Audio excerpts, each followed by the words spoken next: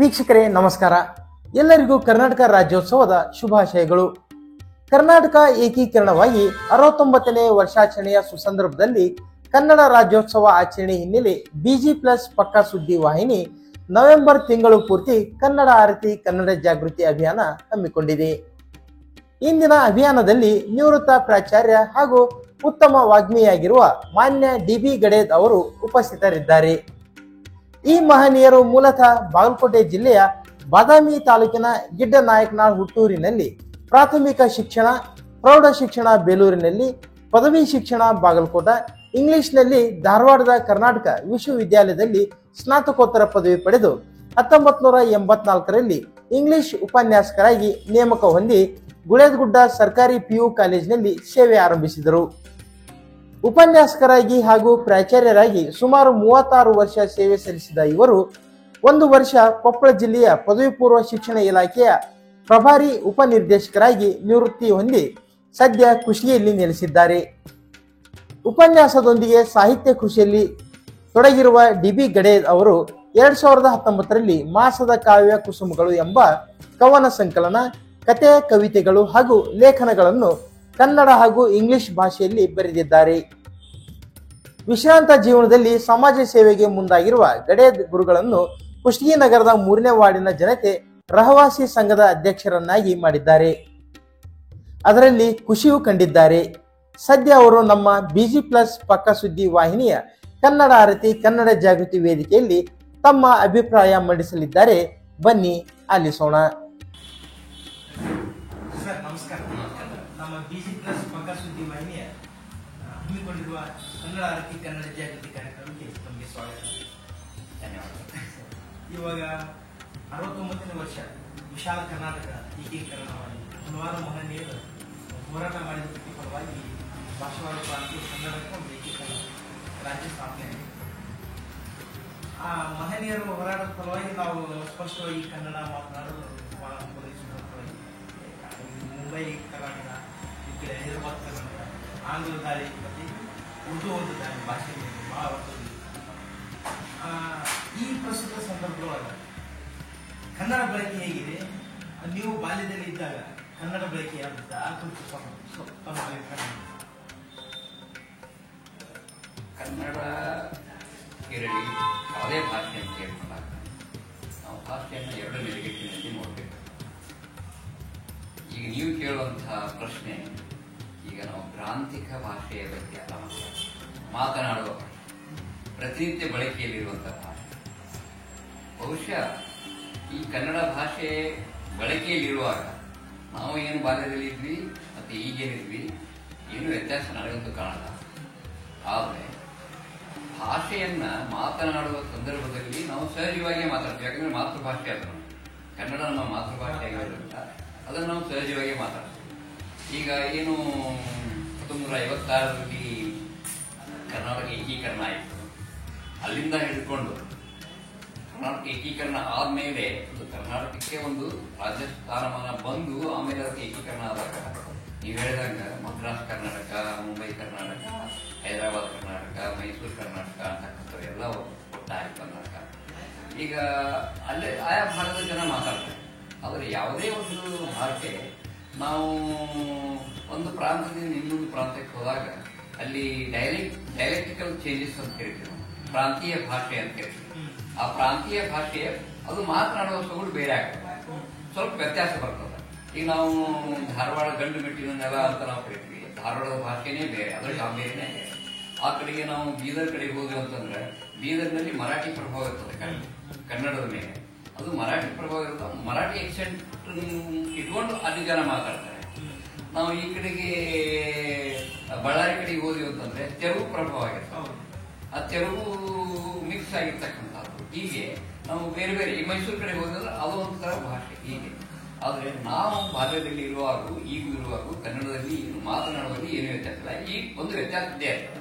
ಪ್ರಾಂತೀಯತೆ ಅಂತಕ್ಕಂಥ ಬಂದಾಗ ಒಂದು ಪ್ರಾಂತ್ಯದಿಂದ ಇನ್ನೊಂದು ಪ್ರಾಂತ್ಯಕ್ಕೆ ಹೋದಾಗ ಆ ಪ್ರಾಂತೀಯ ಭಾಷೆಯಲ್ಲಿ ಚೇಂಜ್ ಆಗ್ತದೆ. ಅದನ್ನ ಡೈಲೆಕ್ಟಿಕಲ್ ಚೇಂಜಸ್ ಅಂತ ಕರೀತೀವಿ.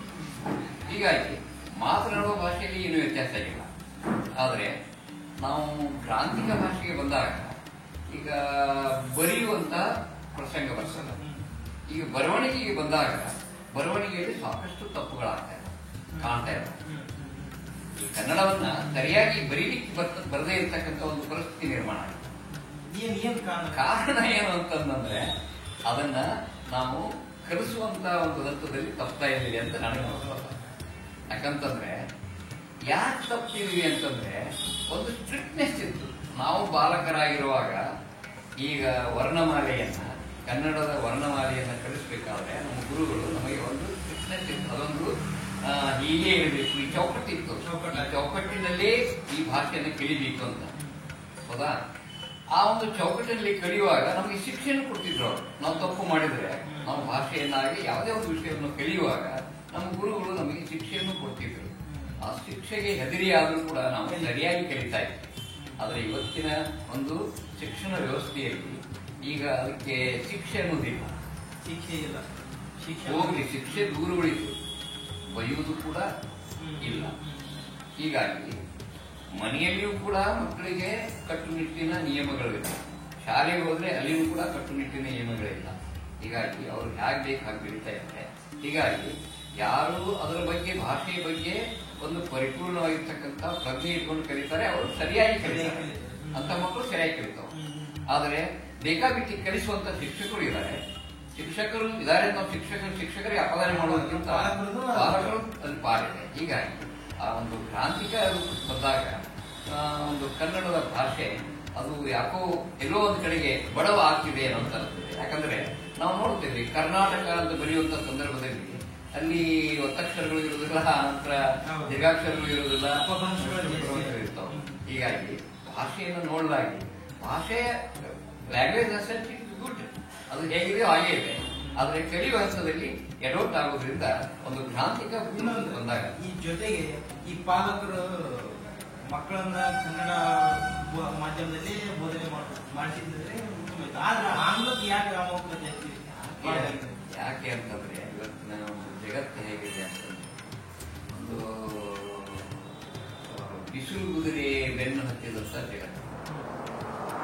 ಬಿಸಿಲು ಕುದುರೆ ಯಾವುದು ನಮಗೆ ನಮ್ಮನ್ನು ಓಡಿಸ್ಕೊಂಡು ಹೋಗ್ತಾ ಇದೆ, ನಮ್ಮನ್ನ ಎಳ್ಕೊಂಡು ಹೋಗ್ತಿದೆ ಅಂತಂದ್ರೆ, ಬಿಸಿಲು ಕುದುರೆ ಯಾವ್ದು ನಮ್ಮ ಮುಂದಿದೆ ಅಂತಂದ್ರೆ ಒಂದು ವ್ಯಾವಹಾರಿಕ ಜಗತ್ತು. ವ್ಯಾವಹಾರಿಕ ಜಗತ್ತಿನಲ್ಲಿ ನಾವು ಬದುಕ್ತಾ ಇರತಕ್ಕಂಥ ಸಂದರ್ಭದಲ್ಲಿ ಹಣಕ್ಕೆ ಪ್ರಾಮುಖ್ಯತೆಯನ್ನು ಕೊಡ್ತಾ ಇದ್ದಾರೆ. ಹಣಕ್ಕೆ ಪ್ರಾಮುಖ್ಯತೆಯನ್ನು ಕೊಡುವಂತ ಸಂದರ್ಭದಲ್ಲಿ ಇಂಥ ಅವಘಡಗಳು ಸಂಭವಿಸುತ್ತವೆ. ಯಾಕಂದ್ರೆ ಬರೀ ಹಣನೇ ಪ್ರಾಮುಖ್ಯವಾದಂತಹ ಸಂದರ್ಭದಲ್ಲಿ ಅಲ್ಲಿ ನೀತಿ ನಿಯಮಗಳು, ಅಲ್ಲಿ ನಿರ್ಧಾರಗಳು ತಪ್ಪು ಹೋಗ್ಬಿಡ್ತಾವೆ. ಹೀಗಾಗಿ ಈಗ ಏನಾಗ್ತದೆ ಅಂತಂದ್ರೆ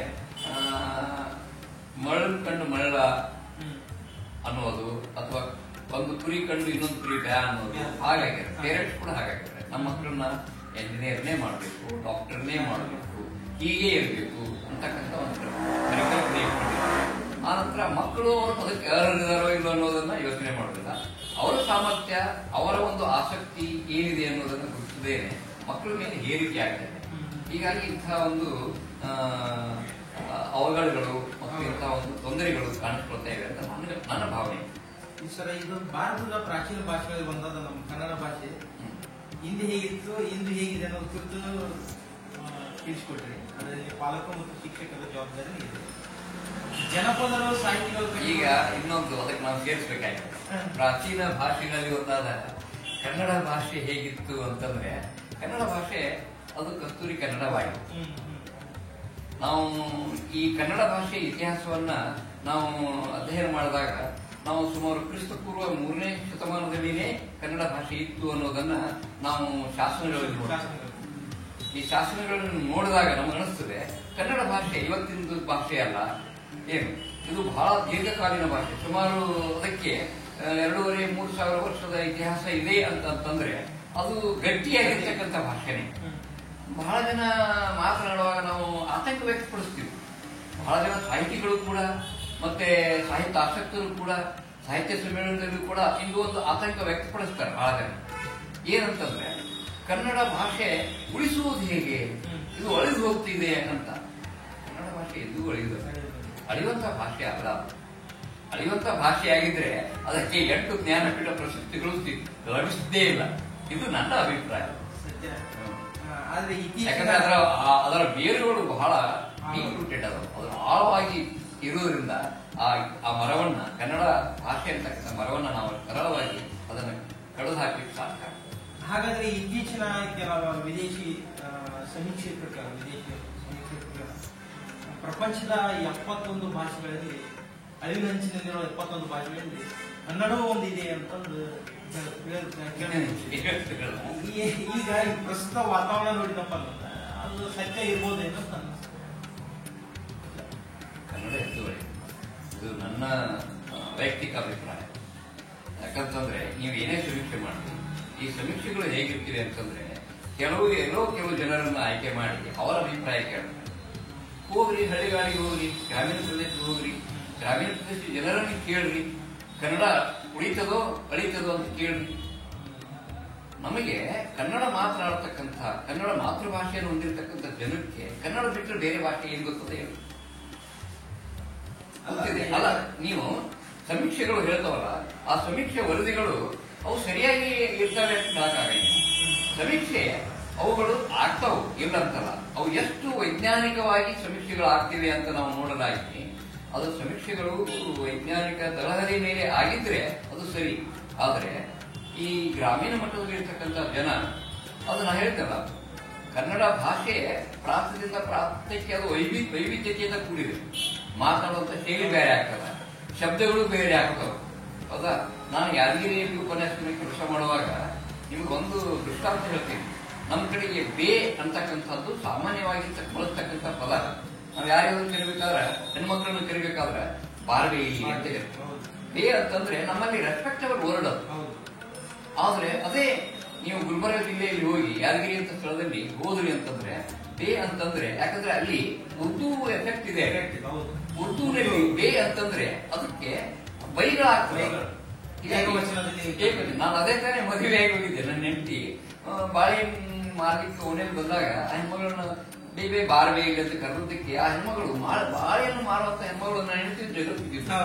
ನಿಜವಾಗ್ಲೂ ಅದು ಬೇ ಅನ್ನೋ ಪದ ಕನ್ನಡದಲ್ಲಿ ಅಬ್ಬೆ ಅಬ್ಬೆ ಇದು ಅದೇ ರೆಸ್ಪೆಕ್ಟಬಲ್ ವರ್ಡ್ ಅದು. ಅದು ಅಲ್ಲಿ ಹಾಗಾಗ್ತದೆ. ಈ ಡೈಲೆಕ್ಟ್ಗಳು ಚಿಂತಿಸ್ತೀವಿ. ಆಮೇಲೆ ನಾನು ಹೋಗಿ ಅವ್ರಿಗೆ ಸಮಾಧಾನ ಮಾಡಿ ಆಮೇಲೆ ಅವ್ರಿಗೆ ಏನಂತ ಕರಿಬೇಕಂತೆ, ಹೆಣ್ಮಕ್ಳನ್ನ ಕರಿಬೇಕಾದ್ರೆ ಬಾರ್ಗೆ ಹೋಗ್ಗೆ ಅಂತ ಕರಿಬೇಕು. ಏನಂತ ಕರಿಬೇಕು ಅಂತ ಕೇಳಿದಾಗ ಬಾರ್ಗೆ ಹೋಗೆ ಹೀಗಾಗಿ ಈ ಡೈಲೆಕ್ಟ್ ಚೇಂಜಸ್ ಆಗ್ತವೆ. ಆ ಸಮೀಕ್ಷೆ ವರದಿ ಅದು ಪರಿಪೂರ್ಣವಾಗಿ ಸತ್ಯ ಅಂತ ನಾವು ಒಪ್ಕೊಳ್ಳಿಕ್ಕಾಗಲ್ಲ. ಇದ್ರೂ ಕೂಡ ಎಷ್ಟೋ ಅಷ್ಟರ ಮಟ್ಟಿಗೆ 50-60% ಸತ್ಯವಾಗಿದ್ರು ಕೂಡ ಕನ್ನಡ ನಶಿಸಿ ಹೋಗುವ ಭಾಷೆ ಅಂತ ಇವಾಗ ಏನಾದ್ರೆ ಈಗ ಹಳ್ಳಿ ಗ್ರಾಮೀಣ ಭಾಗದಲ್ಲಿ ಅಚ್ಚ ಕನ್ನಡ ಇತ್ತು, ಜಾನಪದ ಇಲ್ಲಿ. ಆದ್ರೆ ಈ ಕೆಲ ಶಬ್ದಗಳು ಬಂತು, ಪಾಶ್ಚಿಮಾತ್ಯ ಶಬ್ದಗಳು. ಈಗ ನಾವು ಕೆಲಸಗಾರರನ್ನ ಬಳಸ್ತೀವಿ, ಕಾರ್ಮಿಕರನ್ನು ಬಳಸ್ತೀವಿ. ಇವಾಗ ಹಳ್ಳಿ ಆಡುವಾಗ ಇವಾಗ ಏನಂತ ಲೇಬರ್ ಅಂತ ಪದಗಳು ಬಂತು. ಈ ರೀತಿ ಶಬ್ದಗಳು ಭಾಷೆಯಿಂದ ಬಳಕೆ ಆಗಿದೆ. ಇದಕ್ಕೆ ನಿಮಗೊಂದು ಒಳ್ಳೆ ಉದಾಹರಣೆ. ಇವತ್ತು ವಿಶ್ವದಲ್ಲಿ ಅತ್ಯಂತ ಶ್ರೀಮಂತ ಭಾಷೆ ಯಾವುದು, ಹೆಚ್ಚು ಬಳಕೆಯಲ್ಲಿ ಇರ್ತಕ್ಕಂಥ ಭಾಷೆ ಯಾವುದು ಅಂದ್ರೆ ಇಂಗ್ಲಿಷ್. ಇಂಗ್ಲಿಷು ಸಂಪರ್ಕ ಭಾಷೆ ಅದು. It is A link language. ಹೌದಾ? ನಾವು ಯಾವುದೇ ಒಂದು ಉದ್ಯೋಗಕ್ಕೆ ಹೋದಾಗ ಅಥವಾ ಒಂದು ಸ್ಟೇಟ್ ಇಂದ ಇನ್ನೊಂದು ಸ್ಟೇಟ್ಗೆ ಹೋದಾಗ ಅಥವಾ ಒಂದು ರಾಷ್ಟ್ರದಿಂದ ಇನ್ನೊಂದು ರಾಷ್ಟ್ರಕ್ಕೆ ಹೋದಾಗ ನಾವು ಮಾಧ್ಯಮ ಮೀಡಿಯಂ ಆಫ್ ಇನ್ಸ್ಟ್ರಕ್ಷನ್ ಅಥವಾ ಮೀಡಿಯಂ ಆಫ್ ಲ್ಯಾಂಗ್ವೇಜ್ ಯಾವುದು ನಮಗೆ ಅಂತಂದ್ರೆ ಇಂಗ್ಲಿಷೇ. ಇಂಗ್ಲಿಷು ಹೆಚ್ಚು ಬಳಕೆಯಲ್ಲಿ ಅತ್ಯಂತ ಜಗತ್ತಿನಲ್ಲೇ ಶ್ರೀಮಂತ ಭಾಷೆ. ಆದ್ರೆ ಇಂಗ್ಲಿಷು ಶ್ರೀಮಂತ ಭಾಷೆ ಆಗಲಿಕ್ಕೆ ಕಾರಣ ಏನು ಅಂತಂದ್ರೆ ಅದು ಎಲ್ಲ ಭಾಷೆಯ ಶಬ್ದಗಳನ್ನ ತನ್ನ ಒಡಲಿನಲ್ಲಿ ಇಟ್ಕೊಂಡು ಶ್ರೀಮಂತ ಆಗಿದೆ. ಇಂಗ್ಲಿಷ್ ತನ್ನಷ್ಟಕ್ಕೆ ತಾನೇ ಶ್ರೀಮಂತ ಭಾಷೆ ಆಗಿಲ್ಲ. ಅದಕ್ಕೆ ಲ್ಯಾಟಿನ್, ಗ್ರೀಕ್, ಫ್ರೆಂಚ್ ಭಾಷೆ ಅಲ್ಲದೇನೆ ಸಂಸ್ಕೃತ, ಕನ್ನಡ, ಇವನ್ ಕೆಲವು ಕನ್ನಡ ಶಬ್ದಗಳು ಕೂಡ ಇಂಗ್ಲಿಷ್ ಶಬ್ದಗಳಾಗಿವೆ. ಹೀಗಾಗಿ ಒಂದು ಭಾಷೆ ಶ್ರೀಮಂತ ಆಗ್ಬೇಕು ಅಂತಂದ್ರೆ ಒಂದೇ ಒಂದು ಭಾಷೆಯಿಂದ ಶ್ರೀಮಂತ ಆಗಬೇಕು. ನಾವೇನ್ ಮಾಡಿದ್ವಿ ಕನ್ನಡಿಗರು, ನಾವು ಕನ್ನಡವನ್ನು ಬಿಟ್ಟು ಬೇರೆ ಭಾಷೆಯ ಶಬ್ದಗಳನ್ನ, ಪಾರಿಭಾಷಿಕ ಶಬ್ದಗಳನ್ನ ನಾವು ಬಳಸಲಿಕ್ಕೆ ರೆಡಿ ಇಲ್ಲ. ಹೀಗಾಗಿ ನಮ್ಗೆ ಆತಂಕ ಕೊಡ್ತದೆ. ಈಗ ಬಸ್ ಅಂತಕ್ಕಂಥ ಶಬ್ದ, ನಾವು ಬಸ್ಸಿಗೆ ಏನಂತ ಕರೆಯೋಣ? ಬಸ್ ಅದು ಇಂಗ್ಲಿಷ್ ಶಬ್ದ. ಅದು ಅಂತ್ಯ ಶಬ್ದ ಊಕ ಬಳಸ್ಬಿಡ್ತೀವಿ. ಬಸ್ಸು ನಮ್ದೇ ಅದು. ಅದೇ ಹೀಗೇನೆ ಇಂಗ್ಲಿಷ್ ನೋಡ್ಕೊಂಡು ಮಾಡಿದ ಹಾಗೇನೆ ಆ ಲ್ಯಾಟಿನ್ ಶಬ್ದಗಳನ್ನು ತೆಗೆದುಕೊಂಡು ಇಂಗ್ಲಿಷ್ ಶಬ್ದಗಳನ್ನು ಮಾಡ್ಕೊಂಡ್ರು ಅವರು. ಹೀಗಾಗಿ ನಾವು ಯಾವುದೇ ಒಂದು ವಿಷಯವನ್ನ ಅಧ್ಯಯನ ಮಾಡುವಾಗ ಅದು ಎಕನಾಮಿಕ್ಸ್ ಆಗಿರ್ಬೋದು, ಪೊಲಿಟಿಕಲ್ ಸೈನ್ಸ್ ಆಗಿರ್ಬೋದು, ಹಿಸ್ಟ್ರಿ ಆಗಿರ್ಬೋದು, ನಾವು ಓದುವಾಗ ಯಾವ ಮೂಲದಿಂದ ಈ ಶಬ್ದ ಬಂತು, ಹಿಸ್ಟ್ರಿ ಅಂತಕ್ಕಂಥ ಶಬ್ದ ಯಾವ ಮೂಲದಿಂದ ಬಂತು ಅಂತ ಕೇಳಿದ್ರೆ ಹಿಸ್ಟೋರಿ ಅಂತಕ್ಕಂಥ ಬರ್ತವೆ. ಹೌದಾ? ಅದು ಯಾವ ಭಾಷೆ ಅಂದ್ರೆ ಲ್ಯಾಟಿನ್ ಮತ್ತು ಗ್ರೀಕ್ ಭಾಷೆ ತಗೊಂಡದ್ದು. ಹೀಗೆ ಅದು ಭಾಷೆ ಮಿಕ್ಸ್ ಮಾಡ್ತಾರೆ ಅವರು. ಅದನ್ನು ತೆಗೆದುಕೊಂಡು ಅವರು ಶ್ರೀಮಂತ ಮಾಡ್ತಾರೆ. ಹಾಗೆ ನಾವು ಕೂಡ ಇವತ್ತು ಒಪ್ಕೋಬೇಕಾಗಿದೆ. ಲೇಬರ್ ಅಂತಂದ್ರೆ ಇವತ್ತು ಲೇಬರ್ ಅನ್ನೋದೇ ನಮಗೆ ಸೂಕ್ತವಾಗಿರ್ತದೆ. ಯಾವ್ದು ಸರಳ ಆಗ್ತದ ಅದನ್ನು ಒಪ್ಕೋಬೇಕು. ಲೇಬರ್ ಅಂತಂದ್ರೆ ನಮಗೆ ಬೇಗ ಅರ್ಥ ಆಗ್ತದೆ. ಹೌದಾ? ಕಾರ್ಮಿಕ ಅಂತ ಕರೆದ್ರೆ ಅದು ಎಲ್ಲೋ ಒಂದ್ ಕಡೆಗೆ ಕಾರ್ಮಿಕರು ಕೂಡ ಸಿಟ್ಕೊಳ್ಳುವಂತ ಪರಿಸ್ಥಿತಿ. ಈಗ ಏನಪ್ಪಾ ಅಂತಂದ್ರೆ ಈಗ ಬರ್ತಾ ಬರ್ತಾ ಮುಂದಿನ ಭವಿಷ್ಯದ ದಿನಗಳಲ್ಲಿ ಏನು ಇಂದಿನ ಇಂಗ್ಲಿಷ್ ಸೇರಿದಂತೆ ಇತರೆ ಭಾಷೆಗಳ ಪಾಠ ನಮ್ಮ ಕನ್ನಡ ಮಾಧ್ಯಮ ಶಿಕ್ಷಣ ಸೊರಗುತ್ತಿದೆ. ಇದಕ್ಕೆ ಕಾರಣ ಹಾಗೂ ಪರಿಹಾರಗಳು ಅದರೊಳಗೆ ಇದೊಂದು ಬೇರೆ. ಇದಂತೂ ನೀವು ಕೇಳುವಂತ ಪ್ರಶ್ನೆ ಸೂಕ್ತವಾಗಿರ್ತಕ್ಕಂಥ ಪ್ರಶ್ನೆ. ಅದು ಈ ಏನು ಶಿಕ್ಷಣ ವ್ಯವಸ್ಥೆಯಲ್ಲಿ ಕನ್ನಡ ಮಾಧ್ಯಮದ ಶಿಕ್ಷಣ ಸೊರಗುವುದಂತೂ ನಿಶ್ಚಿತ. ಸೊರಗ್ತಾ ಇದೆ, ಸೊರಗಿದೆ, ಇನ್ನೂ ಸೊರಗ್ತಿದೆ. ಯಾಕೆ ಅಂತಂದ್ರೆ ನಾವು ಇಂಗ್ಲಿಷ್ ಭಾಷೆಯ ವ್ಯಾಮೋಹಿತರಾಗಿದ್ದೀವಿ. ಇಂಗ್ಲಿಷ್ ಭಾಷೆಯ ವ್ಯಾಮೋಹಿತರ ಅನ್ನೋದಕ್ಕಿಂತ ಇಂಗ್ಲಿಷ್ ಮಾಧ್ಯಮದ ವ್ಯಾಮೋಹಿತರಾಗಿದ್ದೀವಿ. ಇಂಗ್ಲಿಷ್ ಮಾಧ್ಯಮದ ವ್ಯಾಮೋಹಿತರ ಯಾಕಾಗಿದ್ದೀವಿ ಅಂತಂದ್ರೆ ಇಂಗ್ಲಿಷ್ ಮಾಧ್ಯಮದಲ್ಲಿ ನನ್ನ ಮಗ ಓದಿದ್ರೇನೆ ಅವನಿಗೆ ಒಂದು ನೌಕರಿ ಸಿಗ್ತದೆ, ಸರ್ಕಾರಿ ನೌಕರಿ ಆಗಿರ್ಬೋದು, ಪ್ರೈವೇಟ್ ನೌಕರಿ ಆಗಿರ್ಬೋದು, ಸಿಗ್ತದೆ ಅಂತಕ್ಕಂಥ ಒಂದು ಕಾನ್ಸೆಪ್ಟ್ ನಮ್ಮ ತಲೆಯಲ್ಲಿ. ಯಾಕಂದ್ರೆ ಅದು ನಾನು ಹೇಳಿದಲ್ಲ, ಇಂಗ್ಲಿಷ್ ಬಿಟ್ರೆ ನಾವು ಬದುಕುವುದೇ ಇಲ್ಲ ಅಂತ ಒಂದು ಅಭಿಪ್ರಾಯಕ್ಕೆ ಬಂದಂತ ಸಂದರ್ಭದಲ್ಲಿ ಪೇರೆಂಟ್ಸ್ ಆತಂಕಗೊಂಡಿದ್ದಾರೆ. ಅದಕ್ಕೆ ಕಾರಣ ಏನಂದ್ರೆ ಹಲವಾರು ಆಕರ್ಷಣೆಗಳೇನಪ್ಪಾ ಅಂತಂದ್ರೆ ಸರ್ಕಾರಿ ಶಾಲೆಗಳು ಯಾವ ಪ್ರೈವೇಟ್ ಸ್ಕೂಲ್ಗಳಿಗಿಂತಲೂ ಕಡಿಮೆ ಇಲ್ಲ. ಎಲ್ಲಾ ಸೌಲಭ್ಯಗಳದಾವ. ಹೌದಾ? ಫ್ರೀ ಎಜುಕೇಶನ್ ಸರ್ಕಾರ ಕೊಡ್ತಾ ಇದೆ. ಆದ್ರೂ ಕೂಡ ಪೇರೆಂಟ್ಸ್ ಈ ಸರ್ಕಾರಿ ಶಾಲೆಗಳಿಗೆ ಮಕ್ಕಳನ್ನು ಕಳಿಸ್ಲಿಕ್ಕೆ ಯಾಕೆ ಹಿಂದೇಟ್ ಹಾಕ್ತಾರೆ ಅಂತ ಯೋಚನೆ ಮಾಡಿದಾಗ ಒಂಥರ ಆ ಫೋಬಿಯಾ ಅಂತಂದ್ರೆ ಒಂಥರ ಏನು ಹುಚ್ಚು. ಅದೊಂದು ಮ್ಯಾನಿಯಕ್ ಆಗಿದ್ವಿ ನಾವು. ಈ ಇಂಗ್ಲಿಷ್ ಮಾಧ್ಯಮದ ಒಂದು ವ್ಯಾಮೋಹಕ್ಕೆ ಒಳಗಾಗಿದ್ವಿ. ಆ ವ್ಯಾಮೋಹದಿಂದಾಗಿ ಇವತ್ತು ಕನ್ನಡ ಮಾಧ್ಯಮದ ಶಿಕ್ಷಣ ಸೊರಗ್ತಾ ಇದೆ. ಸೊರಗೋದಂತೂ ನಿಜ, ಸೊರಗಿದೆ ಮತ್ತು ಸೊರಗ್ತಾ ಇದೆ, ಇನ್ನೂ ಸೊರಗ್ತಿದೆ. ಆದರೆ ಅದಕ್ಕೆ ನಾವು ಯೋಚನೆ ಮಾಡಬೇಕು, ಪಾಲಕರು ಯೋಚನೆ ಮಾಡಬೇಕು. ಈಗ ನಿಮಗೆ ಭ್ರಮೆಯಿಂದ ಹೊರಬರಬೇಕು. ನಿಮಗ ನಾನು ಈ ಶಿಕ್ಷಣ ಇಲಾಖೆಯಲ್ಲಿ ಸುಮಾರು 37 ವರ್ಷ ಕೆಲಸ ಮಾಡಿ ನೋಡಲಾಗಿ ನಾನು ಉಪನ್ಯಾಸಕನಾಗಿ ಮತ್ತು ಪ್ರಾರ್ಥನಾಗಿ ಕೆಲಸ ಮಾಡಿ ನಿವೃತ್ತಿ ಹೊಂದಿರ್ತಕ್ಕಂಥ ಸಂದರ್ಭದಲ್ಲಿ ನಾವು ನೋಡಿದಿಲ್ಲ, ಇಂಗ್ಲಿಷ್ ಮಾಧ್ಯಮದಲ್ಲಿ ಓದ್ತಕ್ಕಂಥ ಮಕ್ಕಳು ಅವರು ಬಾಯ್ಹಾಟ್ ಮಾಡ್ತಾರೆ. ಮಗ್ಗಿಕಾ ಮಕ್ಕಿ ಅಂತ ನಾವು ಕರಿತೀವಿ, ಅದನ್ನ ಮಾಡ್ತಾರೆ. ಆದ್ರೆ ನಮ್ಮ ಕನ್ನಡ ಮಾಧ್ಯಮದ ಮಕ್ಕಳಿಗೆ ಇರ್ತಕ್ಕಂಥ ಒಂದು ಸಸೆಪ್ಟ್ಯಾಬಿಲಿಟಿ ಅಂದ್ರೆ ಸಶಕ್ತತೆ ಆ ಮಕ್ಕಳಲ್ಲಿ ಇರೋದು. ಬಾಯ್ಹಾಟ್ ಮಾಡ್ತಾರೆ, ಬಾಯ್ಹಾಟ್ ಮಾಡಿಬಿಟ್ಟು ಅವರು ಕಲಿತಾರೆ. ಆದರೆ ಒಮ್ಮೆ ನಮ್ಮ ಕನ್ನಡ ಮಾಧ್ಯಮದ ಮಕ್ಕಳು ಈ ಹೆಂಗ್ ಕಲಿತಾರೆ ಅಂತಂದ್ರೆ ಅದನ್ನ ಅರಗಿಸ್ಕೊಳ್ತಾರೆ, ಅದನ್ನ ಡೈಜೆಸ್ಟ್ ಮಾಡ್ಕೊಳ್ತಾರೆ, ಜೀರ್ಣಿಸ್ಕೊಳ್ತಾರೆ, ಅದನ್ನ ತಿಳ್ಕೊತಾರೆ. ಅದನ್ನ ಗ್ರಾಸ್ಪಿಂಗ್ ಅಂತ ಕರಿತೀವಿ, ಡೈಜೆಸ್ಟಿಂಗ್ ಅಂತ ಕರಿತೀವಿ. ಅದನ್ನ ಅರ್ಥ ಮಾಡ್ಕೊತಾರೆ. ಅದನ್ನ ಅವರು ಇಂಗ್ಲಿಷ್ ನಲ್ಲಿ ಕಲಿತಾಗ ಅವರು ಆ ಇಂಗ್ಲಿಷ್ ಮಾಧ್ಯಮದ ಮಕ್ಕಳಿಗಿಂತ ಹೆಚ್ಚು ಅಂಕಗಳನ್ನ ಸ್ಕೋರ್ ಮಾಡೋರು ಯಾರಾದ್ರೂ ಇದ್ರೆ ನೋಡ್ರಿ, ಮೆಡಿಕಲ್ ಮತ್ತು ಎಂಜಿನಿಯರಿಂಗ್ ರ್ಯಾಂಕ್ ಹೊಡೋರು ಯಾರಿದ್ದಾರೆ ಅಂತಂದ್ರೆ ಕನ್ನಡ ಮಾಧ್ಯಮದ ಹಿನ್ನೆಲೆಯಿಂದ ಬಂದಂತ ಮಕ್ಕಳೇ ಹೈಯೆಸ್ಟ್ ಸ್ಕೋರರ್ ಆಗಿರ್ತಾರೆ ವಿನಃ ನೇರವಾಗಿ ಈಗ ನಾವು ಹೇಳ್ತೀವಲ್ಲ, ಈಗ ಪ್ಲೇ ಹೋಮ್ ನಿಂದ ಇಂಗ್ಲಿಷ್ ಮಾಧ್ಯಮದಲ್ಲಿ ಕಲಿಸತಕ್ಕಂಥ ಮಕ್ಕಳು ಬಂದಿರ್ತಾರೆ, ಇಲ್ಲ ಅಂತಲ್ಲ, ಪರ್ಸೆಂಟೇಜ್ ಕಡಿಮೆ. ಆದ್ರೆ ಹೆಚ್ಚಿನ ಪರ್ಸೆಂಟೇಜ್ ಮಕ್ಕಳು ಕನ್ನಡ ಮಾಧ್ಯಮದ ಹಿನ್ನೆಲೆಯಿಂದ ಬಂದಿರತಕ್ಕಂಥ ಮಕ್ಕಳೇ ಹೆಚ್ಚು ಅಂಕಗಳನ್ನು ಪಡೆದಿರ್ತಕ್ಕಂಥವರಾಗಿದ್ದಾರೆ, ರ್ಯಾಂಕ್ ಪಡೆದಿರ್ತಕ್ಕಂಥವರಾಗಿರ್ತಾರೆ. ಯಾಕೆ ಅಂತಂದ್ರೆ ಅವರು ಸಂಪೂರ್ಣವಾಗಿ ಅರ್ಥ ಮಾಡ್ಕೊತಾರೆ. ಇದನ್ನ ಪಾಲಕರಾಯ್ತು, ಪಾಲಕರನ್ನು ಅರ್ಥ ಮಾಡಿಕೊಂಡಾಗ ಅದು ಸಹಜವಾಗಿಯೇ ಕನ್ನಡ ಮಾಧ್ಯಮಕ್ಕೆ ಬರ್ತಾರೆ. ಅದಕ್ಕೆ ನಾವು ಕನಿಷ್ಠ 1 ರಿಂದ 5ನೇ ತರಗತಿವರೆಗಾದ್ರೂ ನಮ್ಮ ಮಕ್ಕಳಿಗೆ ಕನ್ನಡ ಮಾಧ್ಯಮದಲ್ಲಿ ಓದಿಸಿ ಅದನ್ನ ಸರ್ಕಾರ ಕೂಡ ಹೇಳ್ತೀವಿ. ಆದರೆ ಸರ್ಕಾರ ಹೇಳುವಂತಹ ಮಾತುಗಳನ್ನು ಕೇಳುವಂತ ಸ್ಥಿತಿಯಲ್ಲಿ ಪಾಲಕರೇನು ಹೇಳಿದ್ರು ವ್ಯಾಮೋಹ, ಆ ವ್ಯಾಮೋಹ ಒಳಗಾಗಿದೆ. ಸರ್ಕಾರನೇ ಎಲ್ಲಾನು ಸರ್ಕಾರನೇ ಮಾಡ್ಬೇಕಂತಂದ್ರೆ ಏನಾಗ್ತದೆ? ಹೌದಲ್ಲ? ಇನ್ನೊಂದು ಜನಪದರು ಸಾಹಿತಿಗಳು ಕಟ್ಟಿಕೊಟ್ಟ ಕನ್ನಡ ಭಾಷೆ ಪಾವಿತ್ರ್ಯತೆ ಇನ್ನು ಉಳಿದಿದೆ ಅನ್ನೋದು ಇದು ಕೂಡ ಅದಕ್ಕೂ ಕೂಡ ಇಲ್ಲ ಅಂತಾನೆ ಹೇಳ್ಬೇಕು. ಆ ಪವಿತ್ರತೆ ಅಂತಕ್ಕಂಥ ಶಬ್ದನೇ ಇವತ್ತು ಎಲ್ಲಿ ಯಾವ ರಂಗದಲ್ಲಿ ತೋರಲ್ಲ. ಪವಿತ್ರತೆ ಅಂತಕ್ಕಂಥ ಶಬ್ದನೇ ಯಾವ ರಂಗದಲ್ಲಿಯೂ ನಮಗೆ ತೋರಲಿಲ್ಲ. ಹೌದಾ? ಆ ಪ್ಯೂರಿಟಿ, ಆ ಪಯಸ್ನೆಸ್ ಇವತ್ತು ಇಲ್ಲೇ ಇಲ್ಲ. ಯಾಕೆ ಅಂತಂದ್ರೆ ಇವತ್ತ ಏನಾಗಿದ್ವಿ ನಾವು, ಈ ಮಾಧ್ಯಮಗಳು ಅದಾವು ಸಾಕಷ್ಟು ಡಿಜಿಟಲ್ ವರ್ಲ್ಡ್ ನಲ್ಲಿ ನಾವಿದ್ವಿ. ಈ ಡಿಜಿಟಲ್ ವರ್ಲ್ಡ್ ನಲ್ಲಿ ಇದ್ದಾಗ ಈಗ ನಾವು ಏನ್ ಮಾಡ್ತೀವಿ, ಹಿಂದ ಮದುವೆಗಳು ಬಂದಾಗ ಆನಂತರ ಈ ಕುಟ್ಟೋದು ಬೀಸೋದು ಅಂತಕ್ಕಂಥ ದೈಹಿಕ ಶ್ರಮದೊಂದಿಗೆ ಅವರಿಗೆ ಮಾನಸಿಕ ಒಂದು ಆನಂದ ಸಿಗ್ತಿತ್ತು. ಅವರು ಕುಟ್ಟುವಾಗ ಹಾಡ್ಕೋತ ಕೂಗ್ತಿದ್ರು ಗೃಹಿಣಿಯರು, ಬೀಸುವಾಗ ಹಾಡ್ಕೋತ ಬೀಸುತ್ತಲಿನ ಹಾಡುಗಳಂತಿದ್ದು, ಕುಟ್ಟುವ ಹಾಡುಗಳಂತಿದ್ದು, ಸೊಬಾನೆ ಹಾಡುಗಳಂತಿದ್ದು. ಆನಂತರ ಈ ಬೀಗರು ಬಂದಾಗ ಅವನ್ನ ಎದುರುಗೊಳ್ಳತಕ್ಕಂಥ ಸಂದರ್ಭದಲ್ಲಿ ಬೀಗರ ಹಾಡುಗಳಂತಿದ್ದು, ಹಂತಿ ಪದಗಳಂತಿದ್ದು, ಆ ಡೊಳ್ಳಿನ ಪದಗಳಂತಿದ್ದು. ಇವತ್ತೆಲ್ಲ ಏನಾಗಿದೆ, ಸಾಕಷ್ಟಿದೆ. ಮತ್ತ ಒಂದು ಹೆಣ್ಣು ಋತುಮತಿ ಆದಾಗ ಪ್ರತಿಯೊಂದು ಸಂದರ್ಭದಲ್ಲಿ ಕೂಡ ಆ ಒಂದು ಹಿನ್ನೆಲೆ ಇಟ್ಕೊಂಡು ಅವರು ಸ್ವತಃ ತಾವೇ ತಮ್ಮಲ್ಲಿರ್ತಕ್ಕಂಥ ಒಂದು ಏನು ಜ್ಞಾನವನ್ನ, ಜಾನಪದ ಜ್ಞಾನವನ್ನು ಅವರು ಪ್ರದರ್ಶನ ಮಾಡ್ತಿದ್ರು. ಮತ್ತೆ ಅದು ಅತ್ಯಂತ ಸುಶ್ರಾವ್ಯವಾಗಿ ಹಾಡ್ತಿದ್ರು. ಅದು ಇವತ್ತೇನಾಗಿದೆ ಅಂತಂದ್ರೆ, ಈ ಒಂದು ಜಾಗತಿಕ ಮಟ್ಟದಲ್ಲಿ ನಾವಿವತ್ತು ಬೆಳೀತಕ್ಕಂಥ ಸಂದರ್ಭದಲ್ಲಿ, ಡಿಜಿಟಲ್ ವರ್ಲ್ಡ್ಗೆ ನಾವು ಕಾಲಿಟ್ಟಂತ ಸಂದರ್ಭದಲ್ಲಿ ಎಲ್ಲದಕ್ಕೂ ನಾವೇನ್ ಮಾಡ್ತೀವಿ, ಈ ಟಿವಿಗಳನ್ನ ಮತ್ತು ಇಂಥ ಮೊಬೈಲ್ಗಳನ್ನ ನಾವು ಬಳಸಿಕೊಂಡು ಅವಲಂಬಿಸಿರೋದ್ರಿಂದ ಅವುಗಳು ಕ್ರಮೇಣ ಮರೆತು ಹೋಗ್ತಾ ಇದೆ. ಅವರಲ್ಲಿ ಇರ್ತಕ್ಕಂಥ ಏನು ಈಗ ಬಹುಶಃ ಇನ್ನೊಂದು ತಲೆಮಾರಿ 2 ತಲೆಮಾರಿ ಹೋದ್ರೆ ಬಹುಶಃ ಇವೆಲ್ಲ ಮರೆತು ಹೋಗ್ತಾರೆ. ಇವತ್ತಿಗೂ ಕೂಡ ನಾವು ಹಳ್ಳಿಗಳಿಗೆ ಗ್ರಾಮೀಣ ಮಟ್ಟಕ್ಕೆ ಹೋದಾಗ ಆ ಗೃಹಿಣಿಯರು ಹಾಡುವಂತವ್ರು, ನಂತರ ಸೋಬಾನೆ ಹಾಡುಗಳನ್ನು ಹಾಡುವಂತವ್ರು, ಇವಾಗ ನಗರ ಪ್ರದೇಶದ ಹಂತಿ ಹಾಡುಗಳಂತೂ ಬಹುಶಃ ಮರೆತು ಹೋಗ್ಯಾವ. ಈಗ ನಶಿಸಿ ಹೋಗ್ತಾವ. ಹೀಗಾಗಿ ಕನ್ನಡಕ್ಕೆ ಇನ್ನು ಮುಂದೆ ಇದೆ.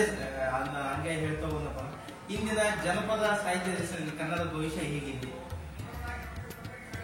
ಈಗ ಹಿಂದಿನ ಜನಪದ ಹಾಡುಗಾರರು ಜನಪದ ಸಾಹಿತ್ಯ ನಾವು ಕೇಳ್ತಾ ಇದ್ದೀವಿ. ಈ ಸದ್ಯದ ಈ ಜಾಗತಿಕ ಮಟ್ಟದ ಸಾಮಾಜಿಕ ಜಾಲತಾಣದ ಬಹುಶಃ ಜಾನಪದ ಸಾಹಿತ್ಯ ಉಳಿಯುವಂತ ಭರವಸೆ ಕಾಣಂಗಿಲ್ಲ. ಅದನ್ನೇನಾದ್ರೂ ಉಳಿಸ್ಬೇಕಾದ್ರೆ ಮತ್ತೆ ಇಂಥ ಏನು ಸಂಶೋಧಕರು ಏನಿದಾರಲ್ಲ, ತಮ್ಮ PhD ಪ್ರಬಂಧಗಳನ್ನ ಮಂಡಿಸಲಿಕ್ಕೆ ಅದನ್ನ ಆ PhD ಪ್ರಬಂಧದ ವಿಷಯವನ್ನಾಗಿ ಆಯ್ಕೆ ಮಾಡಿಕೊಂಡು ಅದನ್ನ ಅವರು ಪುನರುಜ್ಜೀವನಗೊಳಿಸಬೇಕೇ ವಿನ ಅದನ್ನ ಬಿಟ್ರೆ ಬೇರೆ ಮಾರ್ಗ ಅಂತೂ ಕಾಣಂಗಿಲ್ಲ. ಯಾಕಂದ್ರೆ ಅವ್ರಿಗೆ ಕೂಡ ಅನಿವಾರ್ಯ ಆಗಿದೆ. ಆ ಹಿಂದೆ ಆ ಕನ್ನಡ ಭಾಷೆಯನ್ನ ಉಳಿವಿಗಾಗಿ ಬಹಳ ಜನ ಮಹನೀಯರು ಹೋರಾಟ ಮಾಡಿದ್ದಾರೆ. ಆಲೂರು ವೆಂಕಟರಾಯರಾಗಿರ್ಬೋದು, ಆನಂತರ ಸಂಜಯ ಮಂಗೇಶ್ ರಾಯರಾಗಿರ್ಬೋದು, ನಮ್ಮ ಕನ್ನಡದ ಹಲವಾರು ಕವಿಗಳಾಗಿರ್ಬೋದು. ನಂತರ ಇನ್ನೊಬ್ರು ಪಗು ಹಳಗಟ್ಟಿ ಅನ್ನೋರು ಪುಸ್ತಕಗಳನ್ನು ಅವರು ಊರಿಗೆ ಹೊತ್ಕೊಂಡು ಹೋಗಿ ಮಾರಿ ಅದನ್ನ ಉಳಿಸಿದಂಥವ್ರು. ಹೌದಾ? ಆ ರೀತಿಯಾಗಿರ್ತಕ್ಕಂಥ ಕೆಲಸ ಮಾಡ್ಲಿಕ್ಕೆ ಇವತ್ತು ಯಾರು ತಯಾರಾಗಿಲ್ಲ. ನಮ್ಗೆ ಸಮಯನೂ ಇಲ್ಲ. ಸಮಯ ಇಲ್ಲ ಯಾಕೆ ಅಂತಂದ್ರೆ ಹೇಳಿದ್ರಲ್ಲ, ನಾವು ಇವತ್ತು ವ್ಯಾವಹಾರಿಕ ಜಗತ್ತಿನಲ್ಲಿ ತೊಡಗಿಕೊಂಡಿದ್ದೀವಿ. ಹೀಗಾಗಿ ನಮಗೆ ಬೇರೆ ಯಾವುದಕ್ಕೂ ಸಮಯ ಇಲ್ಲ. ನಾವು ಏನೇ ಲೆಕ್ಕ ಹಾಕಿದ್ರು ಕೂಡ ಹಣಕಾಸಿನ ಲೆಕ್ಕ ಹಾಕ್ತೀವಿ ವಿನ ಬೇರೆ ಲೆಕ್ಕ ಹಾಕ್ತೀವಿ. ಹೀಗಾಗಿ ಈ ನಿಟ್ಟಿನಲ್ಲಿ ಕನ್ನಡ ಭಾಷೆ ಜನಪದ ಸಾಹಿತ್ಯ ಉಳಿಸಿಕೊಳ್ಳಲು ಸರ್ಕಾರದಿಂದ ಪ್ರಾಧಿಕಾರ ರಚಿಸಲಾಗಿದೆ. ವಿಶ್ವವಿದ್ಯಾಲಯವನ್ನು ಸ್ಥಾಪಿಸಲಾಗಿದೆ. ಇದು ಸಾಕಾರಗೊಂಡಿದೆ. ಅದು ತಮ್ಮೆಲ್ಲರಿಗೂ ಗೊತ್ತಿದ್ದಂತ ವಿಷಯ. ಎಲ್ಲ ಸರ್ಕಾರಿ ಕೆಲಸ ದೇವರ ಕೆಲಸ ಅಂತ ನಾವು ಹೇಳ್ತೀವಿ. ಹೌದಾ? ಸರ್ಕಾರಿ ಕೆಲಸ ದೇವರ ಕೆಲಸ ಅಂದ್ರೆ ದೇವರ ಕೆಲಸ. ಕೆಲವರು ಬಹಳ ನಿಷ್ಠೆಯಿಂದ ಪೂಜಾರಿಗಳು ಇರ್ತಾರೆ. ಕೆಲವು ಪೂಜಾರಿಗಳು ಬಹಳ ನಿಷ್ಠೆಯಿಂದ ದೇವರ ಪೂಜೆಯನ್ನು ಪ್ರತಿನಿತ್ಯ ಮಾಡ್ತಾರೆ. ಅಂತವ್ರ ಸಂಖ್ಯೆ ಬಹಳ ಕಡಿಮೆ. ಸುಮ್ಮನೆ ನೆಪ ಮಾತ್ರಕ್ಕೆ ಪೂಜೆ ಮಾಡುವಂತವ್ರು, ಹೌದಾ, ಯಾವಾಗೊಮ್ಮೆ ಪೂಜೆ ಮಾಡುವಂತವ್ರು ಪೂಜಾರಿಗಳು ನಾವಾಗಿರುವಂತ ಸಂದರ್ಭದಲ್ಲಿ ಹಾಗೇನೆ ಸರ್ಕಾರ ಕೆಲವರನ್ನು ಪ್ಲೀಸ್ ಮಾಡಲಿಕ್ಕೆ, ತಮಗೆ ಬೇಕಾಗಿರ್ತಕ್ಕಂಥ ಕೆಲವು ಸಾಹಿತ್ಯಗಳನ್ನು ಓಲೈಸಿಕೊಳ್ಳಿಕ್ಕೆ ಇಂಥ ಪ್ರಾಧಿಕಾರಗಳನ್ನು ರಚನೆ ಮಾಡ್ತದೆ. ಅದಕ್ಕೆ ಅಧ್ಯಕ್ಷರನ್ನಾಗಿ ಮಾಡ್ತಾರೆ. ಹೌದಾ? ನಾವು ನಮ್ಮ ವಿದ್ಯಾಗುರುಗಳಾಗಿರ್ತಕ್ಕಂಥ ಚಂಪಾ ಅವರು ಕನ್ನಡ ಪ್ರಾಧಿಕಾರದ ಅಧ್ಯಕ್ಷರಾಗಿದ್ದರು. ಚಂಪಾ ಅವರು ಚಂದ್ರಶೇಖರ್ ಪಾಟೀಲ್ರವರು ಕನ್ನಡ ಪ್ರಾಧಿಕಾರದ ಅಧ್ಯಕ್ಷರಾಗಿರ್ತಕ್ಕಂಥ ಸಂದರ್ಭದಲ್ಲಿ ನಿಜವಾಗಿಯೂ ಅವರು ಕಳಕಳಿಯಿಂದ ಕಾಳಜಿಯಿಂದ ಆ ಒಂದು ಕೆಲಸವನ್ನು ಮಾಡಲಿಕ್ಕೆ ಮುಂದಾದರು. ಅದಕ್ಕೆ ಹಲವಾರು ವಿಘ್ನಗಳು. ಯಾಕಂದ್ರೆ ಇವತ್ತು ನಮಗೆ ಗೊತ್ತಿದೆಯಲ್ಲ, ಎಲ್ಲದರಲ್ಲೂ ರಾಜಕೀಯ ತರ್ತಾರೆ. ಹೌದಾ? ಕನ್ನಡ ಈ ಬೋರ್ಡ್ಗಳು ಇರ್ತಾವೆ. ನಾಮಫಲಕಗಳು, ಆ ನಾಮಫಲಕಗಳೆಲ್ಲ ಕನ್ನಡದಲ್ಲೇ ಇರಬೇಕು ಅಂತ ತಿಳ್ಕೊಂಡು ಹೋರಾಟ ಮಾಡಿದ್ರು ಸಾಕಷ್ಟು. ಕನ್ನಡ ಆಡಳಿತ ಭಾಷೆ ಆಗಬೇಕು ಅಂತ ಹೋರಾಟ ಮಾಡಿದ್ರು. ಕನ್ನಡ ಆಡಳಿತ ಭಾಷೆ ಆಗಿದೆ, ಇಲ್ಲ ಅಂತಲ್ಲ. ಕನ್ನಡ ಇವತ್ತು ಆಡಳಿತ ಭಾಷೆ ಇದೆ. ಹೆಚ್ಚು ಕಡಿಮೆ ಎಲ್ಲಾ ರಂಗಗಳಲ್ಲಿ ಇವತ್ತು ಕನ್ನಡವನ್ನು ಆಡಳಿತ ಭಾಷೆಯಾಗಿ ನಾವು ಬಳಸ್ತಾ ಇದ್ದೇವೆ. ಆದರೆ ಎಲ್ಲೋ ಕೆಲವು ಇಲಾಖೆಗಳಲ್ಲಿ ಇವತ್ತಿಗೂ ಕೂಡ ಇಂಗ್ಲಿಷ್ ಬಿಟ್ಟರೆ ಬೇರೆ ಗತಿನೇ ಇಲ್ಲ ಅನ್ನುವಂಥ ರೀತಿಯಲ್ಲಿ ಇದೆ. ಆದರೆ ಹೆಚ್ಚಿನ ಇಲಾಖೆಗಳಲ್ಲಿ ಕನ್ನಡ ಇವತ್ತು ಆಡಳಿತ ಭಾಷೆಯಲ್ಲಿ ಜಾರಿಯಾಗಿದೆ. ಅದು ಒಂದು ನಾವು ಸರ್ಕಾರವನ್ನು ಶ್ಲಾಘಿಸುವಂತ ಕೆಲಸ ಮಾಡಬೇಕಾಗಿದೆ. ಹೀಗೆ ಈ ಪ್ರಾಧಿಕಾರದಿಂದಲೇ ಆಗ್ಬೇಕು ಅಂತಲ್ಲ, ನಾವು ಜನರಲ್ಲಿ ಜಾಗೃತಿ ಬರಬೇಕು.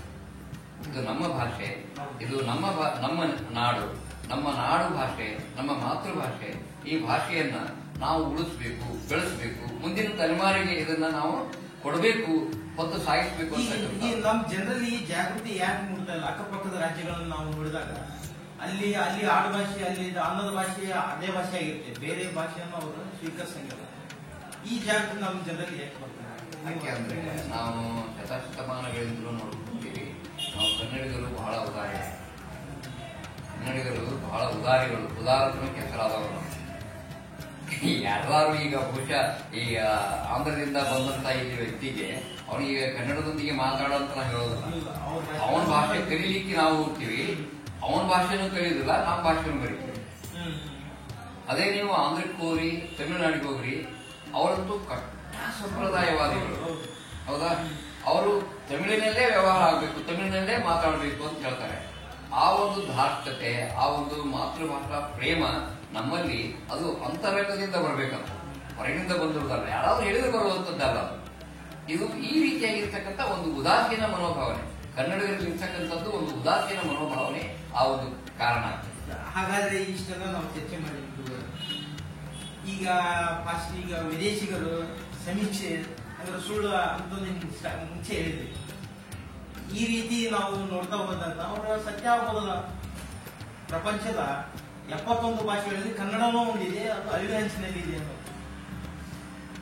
ಅವರು ಎಷ್ಟೇ ಸಮೀಕ್ಷೆಗಳನ್ನು ಮಾಡಿದ್ರು ಕೂಡ ನಾನು ಮೊದಲು ಏನು ಹೇಳಿದ್ದೆ ಆ ಒಂದು ವ್ಯಾಖ್ಯಾನಕ್ಕೆ ನಾನು ಬದ್ಧನಾಯಿತು. ನಮ್ಮ ಕನ್ನಡ ನಾಡಿನ ಬಗ್ಗೆ, ಕನ್ನಡ ನಾಡಿನ ಮೇಲೆ, ಕನ್ನಡ ನುಡಿಯ ಮೇಲೆ ಸಾಕಷ್ಟು ದಬ್ಬಾಳಿಕೆಗಳು ಆಗಿವೆ. ಸಾಕಷ್ಟು ದಬ್ಬಾಳಿಕೆಗಳು ಆದರೂ ಕೂಡ ಅದು ನಶಿಸಿ ಹೋಗುವಂತ ಭಾಷೆ ಅಲ್ಲ. ಕನ್ನಡ ಇದೆ, ಅದು ಕಸ್ತೂರಿ ಕನ್ನಡವೇ ಅಲ್ಲ, ಎಂದೆಂದಿಗೂ ಅದು ಕಸ್ತೂರಿ ಕನ್ನಡವೇ. ಯಾಕಂತಂದ್ರೆ ಆ ಕಸ್ತೂರಿ ಕನ್ನಡ ಹೇಗಿದೆ ಅಂದ್ರೆ ಅದರ ಸುವಾಸನೆ ಆಗಿದೆ. ನಾವು ಎಷ್ಟೇ ಅದನ್ನು ಮರಿಬೇಕಂತ ಪ್ರಯತ್ನ ಮಾಡಿದ್ರು ಕೂಡ, ಅದನ್ನು ಅಳಿಸಾಕಂತ ಪ್ರಯತ್ನ ಮಾಡಿದ್ರು ಕೂಡ, ನೀವು ಕಸ್ತೂರಿಯನ್ನು ಒಯ್ದು ನೀವು ತಿಪ್ಪೇಲಿ ಹಾಕಿದ್ರು ಕೂಡ ಅದ್ರ ವಾಸನೆ ಬಿಡೋದಿಲ್ಲ. ಹೌದಾ? ಅದ್ರ ಸುಗಂಧ ಬಿಡೋದಿಲ್ಲ. ಅದು ನಾವು ಅನ್ಕೊಂಡಿವಿ, ಬಹಳ ವರ್ಷದಿಂದ ಈ ಸಮೀಕ್ಷೆಗಳು ನಡೀತಿವೆ. ಹೌದಾ? ನಾನು ನಿಮ್ಗೆ ಮೊದಲೇ ಹೇಳಿದೆ, ಈಗ ಅದು ನಶಿಸಿ ಹೋಗುವಂತ ಭಾಷೆಯಾಗಿದ್ರೆ ಈಗ ನಮಗೆ 8 ಏನು ಜ್ಞಾನಪೀಠ ಪ್ರಶಸ್ತಿಗಳು ಸಿಗ್ತಿದ್ವಾ? ಸಿಗ್ತಿರ್ಲಿಲ್ಲ. ಹೌದಾ?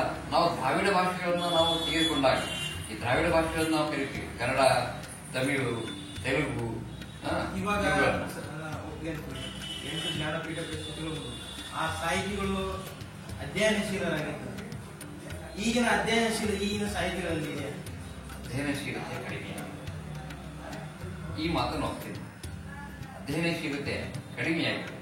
ನಾವು ಹೇಗಪ್ಪ ಅಂತಂದ್ರೆ, ಈಗ ಉಪನ್ಯಾಸಕರನ್ನ ತೆಗೆದುಕೊಂಡಾಗ, ನಾವು ಉಪನ್ಯಾಸಕರು ಹೇಗಪ್ಪ ಅಂತಂದ್ರೆ ಅಲ್ಲಿ ಏನು ತಕ್ಷಣವೇ ಇನ್ಸ್ಟಂಟ್ ಲೆಕ್ಚರ್ ಮಾಡಕ್ ಹೋಗ್ತೀವಿ. ಹೌದಾ? ಆದರೆ ನಾವು ಉಪನ್ಯಾಸಕರ ಸಂದರ್ಭದಲ್ಲಿ ನಾವೊಂದು ಕ್ಲಾಸ್ಗೆ ಹೋಗ್ಬೇಕಾದ್ರೆ ನಾವು ವಾರಾಣಟ್ಲೆ ಸಿದ್ಧತೆ ಮಾಡ್ಕೊಂಡು ಹೋಗ್ತೀವಿ. ಹೌದಾ? ಆ ವಾರಾಣಟ್ಲೆ ಸಿದ್ಧತೆ ಮಾಡ್ಕೊಂಡು ಹೋಗಿ ಪಾಠ ಮಾಡುವುದಕ್ಕೂ ನಾವು ತಕ್ಷಣವೇ ಹೋಗಿ ಪಾಠ ಮಾಡುವುದಕ್ಕೂ ಬಹಳ ವ್ಯತ್ಯಾಸ ಇದೆ. ಹೌದಾ? ಅದಕ್ಕೆ ಥರೋ ಪ್ರಿಪರೇಷನ್ ಮಾಡಿಕೊಂಡಾಗ ನಾವು ಏನು ಹೇಳಬೇಕು, ಎಷ್ಟು ಹೇಳಬೇಕು, ಹೇಗೆ ಹೇಳಬೇಕು ನಮ್ಗೆ ಗೊತ್ತಿರ್ತದೆ. ಆದ್ರೆ ನಾವು ಒಮ್ಮಿಂದೊಮ್ಮೆಲೆ ಇನ್ಸ್ಟೆಂಟ್ ಆಗಿ ಪಾಠ ಮಾಡಕ್ಕೆ ಹೋದ್ಬೇಕಂದ್ರೆ ನಾವು ಏನ್ ಗೊತ್ತಾ, ನಮ್ಗೆ ಏನ್ ತಿಳಿದಿದೆ ಅದನ್ನ ಹೇಳ್ತೀವಿ, ಏನ್ ತಿಳಿದಿಲ್ಲ ಅಷ್ಟು ಹೇಳ್ತೀವಿ.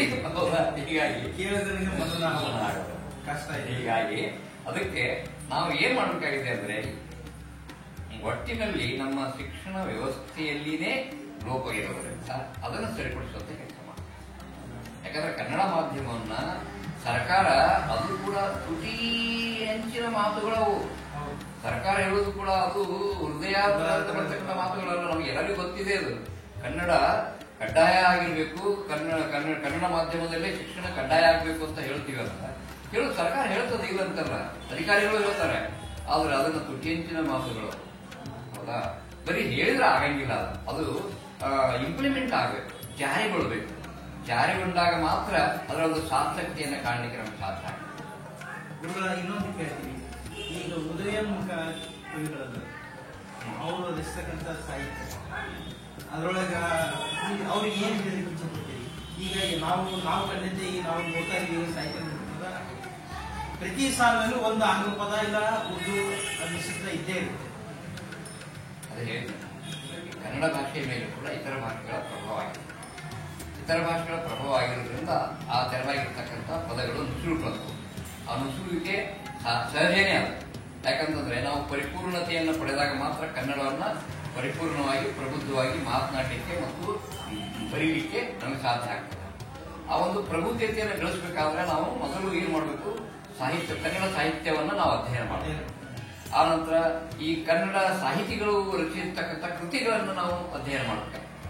ಅಲ್ಲಿರ್ತಕ್ಕಂಥ ಆಳ ಅಗಲವನ್ನ, ಅದರ ಜ್ಞಾನವನ್ನ ನಾವು ಅರಿವಿಸಿಕೊಳ್ಬೇಕಾಗ್ತದೆ. ಹಾಗಂದಾಗ ಮಾತ್ರ ಅದು ಒಂದು ಪರಿಪೂರ್ಣವಾಗಿರ್ತಕ್ಕಂಥ ಸಾಹಿತ್ಯ ಆಗಲಿಕ್ಕೆ ಸಾಧ್ಯವಾಗ್ತದೆ. ಇಲ್ಲದೆ ಹೋದ್ರೆ ಅದು ಸುಮ್ಮನೆ ಕಾಟಾಚಾರಕ್ಕೆ ಆಗಿರ್ತಕ್ಕಂಥ ಸಾಹಿತ್ಯ ಆಗ್ತದೆ. ಆದ್ರೂ ಕೂಡ ನಾನು ಒಂದು ಮಾತು ಹೇಳ್ತೀನಿ, ಯಾರೋ ಒಬ್ರು ಮಾತನಾಡೋದ ಸಂದರ್ಭದಲ್ಲಿ ಇವತ್ತು ಹೆಚ್ಚು ಕವಿಗಳು, ಹೆಚ್ಚು ಜನ ಬರೀತಾ ಇದ್ದಾರೆ, ಕವಿಗಳಾಗ್ತಾ ಇದ್ದಾರೆ ಅಂತ ನಾವು ಅಸೂಯೆ ಪಡಬೇಕಾಗಿಲ್ಲ. ಅದಕ್ಕೆ ನಾವು ಅಸೂಯೆ ಪಡಬೇಕಾಗಿಲ್ಲ. ಅಟ್ಲೀಸ್ಟ್ ಅವರು ಒಂದು ಸಾಹಿತ್ಯ ಸೇವೆಗಾಗಿ ತೊಡಗಿಕೊಂಡಾರಲ್ಲ, ಅದಕ್ಕೆ ಖುಷಿ ಪಡೋಣ. ಅದರಲ್ಲಿ ಕನ್ನಡದ ಭಾಷೆಯಲ್ಲಿ ಇತರೆ ಭಾಷೆಗಳು ನುಸುಳಿಕೊಂಡಿರಬಹುದು, ಇರಲಿ.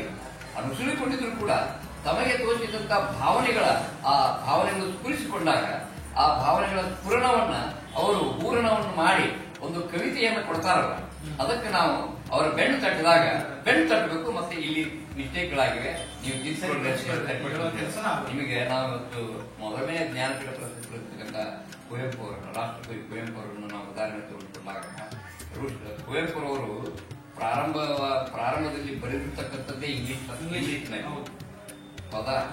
ಅವರ ವಿದ್ಯಾಗುರುಗಳಾಗಿರ್ತಕ್ಕಂಥವ್ರು ಅವರಿಗೆ ಹೇಳಿದ್ರು, ನೋಡಪ್ಪ, ನೀನು ಕನ್ನಡದಲ್ಲಿ ಬರೆದ್ರೆ ನೀನು ಉತ್ಕೃಷ್ಟ ಸಾಹಿತಿ ಆಗ್ತಿ ಅಂತ ಅವ್ರಿಗೆ ಹೇಳಿ, ಅವ್ರಿಗೆ ತಿಳುವಳಿಕೆ ಹೇಳಿ ಬೆನ್ನು ತಟ್ಟಿದಾಗ ಅವರು ರಾಷ್ಟ್ರಕವಿಗಳಾದರು ಮತ್ತು ವಿಶ್ವಕವಿಗಳಾದರು, ಹೌದಾ? ಹಾಗೆ ಯಾವುದೇ ಒಂದು ಪ್ರಯತ್ನ ಮಾಡುವಾಗ ಈಗ ಒಮ್ಮಿಂದ ಮೇಲೆ ಯಾರು ನಡೀಲಿಕ್ಕೆ ಸಾಧ್ಯ? ಮಗು ಅಂಬೆಗಾಲಿ ನಡಿಬೇಕು, ಮೊದಲು ಅಂಬೆಗಾಲಿರ್ತದೆ, ಆಮೇಲೆ ಎದ್ದು ನಡೀತದೆ, ಹೌದಾ? ಅಂತ ಸಾಹಿತ್ಯಗಳನ್ನ ಸಾಹಿತ್ಯ ರಚನೆ ಮಾಡುವಂತ ಮಕ್ಕಳಿಗೆ, ಯುವಕರಿಗೆ ನಾವು ಬೆನ್ನು ತಟ್ಟಬೇಕು, ಪ್ರೋತ್ಸಾಹ ಮಾಡಬೇಕು. ಅಷ್ಟೇ ಅಲ್ಲದೇನೆ ಬೀಚಿ ಅಂತವರು ಕೂಡ, ಅದು ಕೂಡ ತಮಗೆ ಗೊತ್ತಿರಬಹುದು, ಬೀಚಿಯವರು ಕೂಡ ಕನ್ನಡ ಪುಸ್ತಕಗಳನ್ನು ಓದುವುದೇ ಅಪಮಾನ ಅಂತ ತಿಳ್ಕೊಂಡಿದ್ದಂತ ಒಂದು ಕಾಲದಲ್ಲಿ. ಅವರು ಟ್ರೈನಲ್ಲಿ ಪ್ರಯಾಣ ಮಾಡುವಾಗ ಅವರು ಪಕ್ಕದಲ್ಲಿ ಇರ್ತಕ್ಕಂಥ ಒಬ್ರು ಅವರು ಏನ್ ಮಾಡ್ತಿದ್ರಂತೆ, ಇಂಗ್ಲಿಷ್ ಪತ್ರಿಕೆಗಳಲ್ಲಿ ಕನ್ನಡ ಪುಸ್ತಕಗಳನ್ನು ಇಟ್ಕೊಂಡು ಓದ್ತಿದ್ರಂತೆ. ಅಂದ್ರೆ ಆವತ್ತಿನ ಕಾಲದಲ್ಲಿ ಕನ್ನಡ ಓದುವುದೇ ಅಪಮಾನ ಅಂತ ತಿಳ್ಕೊಂಡಿದ್ರು ಜನ.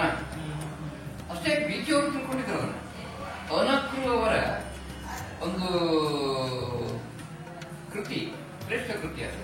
ಅನಕೃವರ ಶ್ರೇಷ್ಠ ಕೃತಿಯನ್ನು ಓದಿದಾಗ, ಅನಕೃವರ ಸಂಧ್ಯಾರಾಗ ಕೃತಿಯನ್ನು ಓದಿದಾಗ ಅವರಿಗೆ ಜ್ಞಾನೋದಯ ಆಗ್ತದೆ. ಅಬ್ಬ, ಇಂಥ ಒಂದು ಉತ್ಕೃಷ್ಟ ಸಾಹಿತ್ಯ ಕನ್ನಡದಲ್ಲಿ ಇದೆಯಲ್ಲ ಅಂತ ತಿಳ್ಕೊಂಡು ಅವರು ಕನ್ನಡದಲ್ಲಿ ಬರೀಲಿಕ್ಕೆ ಪ್ರಾರಂಭ. ಅವರು ಶ್ರೇಷ್ಠ ಹಾಸ್ಯ ಕವಿಗಳಾದರು, ಹೌದಾ? ಹೀಗಿರುವಾಗ ನಾವು ಯಾವುದೇ ಒಂದು ಪ್ರಯತ್ನವನ್ನ ಬೆನ್ನು ತಟ್ಟಿ ಪ್ರೋತ್ಸಾಹ ಮಾಡಬೇಕೇನ, ಅದನ್ನ ಚೂಟಿ ಹಾಕುವಂತ ಕೆಲಸ ಮಾಡೋಣ ಅಂತ ಇದು ನನ್ನ ಭಾವನೆ. ಧನ್ಯವಾದ ಸರ್. ತಾವು ಇಷ್ಟು ಹೊತ್ತವರೆಗೂ ಕನ್ನಡ ಪ್ರಾಚೀನ ಭಾಷೆ, ಅದು ಎಂದಿಗೂ ಅಳಿವಿಲ್ಲ, ಉಳಿಯುತ್ತದೆ, ಬೆನ್ನು ತಟ್ಟುವ ಕೆಲಸ ಆಗಬೇಕಂತ ಸವಿಸ್ತರವಾಗಿ ಮಾತನಾಡಿದ್ವಿ.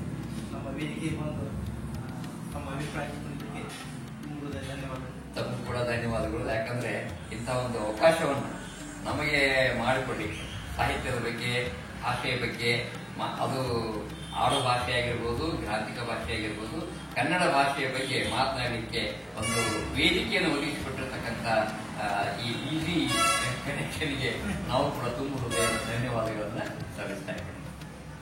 ವೀಕ್ಷಕರೇ, ನಾಳಿನ ಸಂಚಿಕೆಯಲ್ಲಿ ಮತ್ತೊಬ್ಬ ಅತಿಥಿಯೊಂದಿಗೆ ಭೇಟಿಯಾಗೋಣ. ನಮಸ್ಕಾರ.